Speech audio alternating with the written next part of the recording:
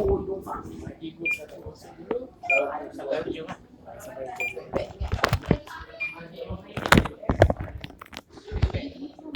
Mendara.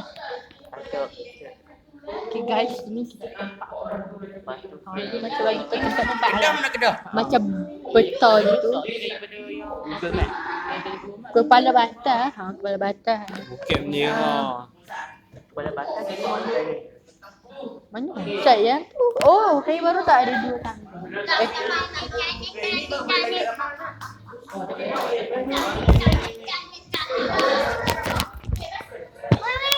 Saya beri nak rakam.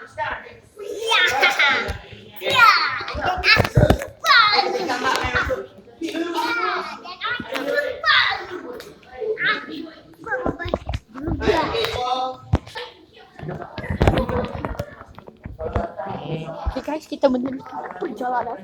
Ini nama dia dasar laut dah. Ini destinasi yang selepas pi aquaria yang kita tak. Ini replika. Apa tu tak? Ni replika apa? Ini semua ini.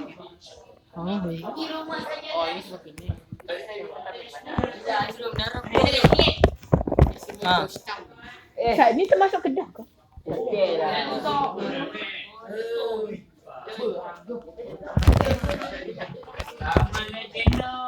Mana Ustaz? Ada.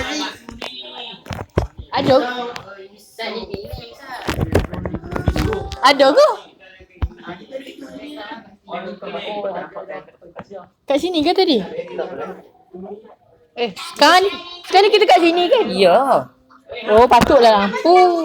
Tempat dia mesti dia bagi. Tempat lain. Tu. Oh, cantiknya. Sekecil-kecil pun dia buat. Mana rumah saya?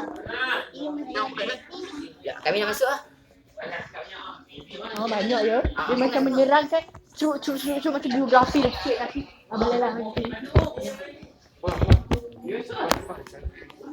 Ni replika. Tak tahu dah lalu naik kereta tapi mungkin kali ni dia pun maraton. Maraton.